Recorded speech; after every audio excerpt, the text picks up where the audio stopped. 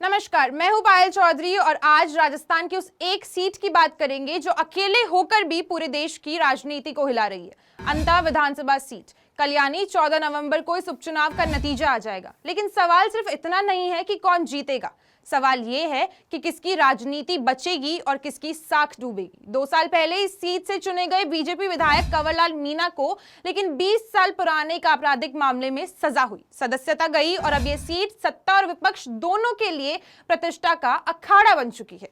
BJP के लिए ये उपचुनाव एक साथ 2 बड़े नेताओं की परीक्षा भी है, मुख्यमंत्री भजनलाल शर्मा और पूर्व मुख्यमंत्री वसुंधरा राजे।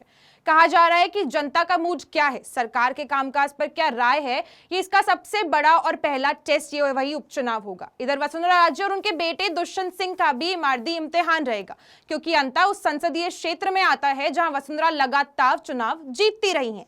बीजेपी ने जो उम्मीदवार मोरपाल सुमन उतारे हैं, कंवरलाल मीणा की तरह वे भी वसुंधरा कैंप के ही माने जाते हैं। लेकिन रोड शो में जब महिलाओं की भीड़ भजनलाल को देखने उमड़ी पड़ी तो वही राजनीतिक संदेश और भी साफ हो गया था। वहीं कांग्रेस ने प्रमोजन भाया को उतारकर अपनी एकजुटता का पूरा प्रदर्शन किया। अशोक गहलोत का समर्थन, सचिन पायलट की रैली, डोटासरा और टीकाराम जूली का लगातार कैंपिंग, ये चुनाव सिर्फ यही नहीं बताएगा कि भाया कितने मजबूत हैं, बल्कि ये भी बताएगा कि कांग्रेस की एकता वोट में बदलती है या सिर्फ मंच पर दिखाई देती है। और अब आते हैं उपचुनाव के सबसे दिलचस्प खिलाड़ी पर, यानी नरेश मीणा। कांग्रेस से टिकट नहीं मिला तो एक बार फिर निर्दलीय मैदान में उतरे नरेश मीणा।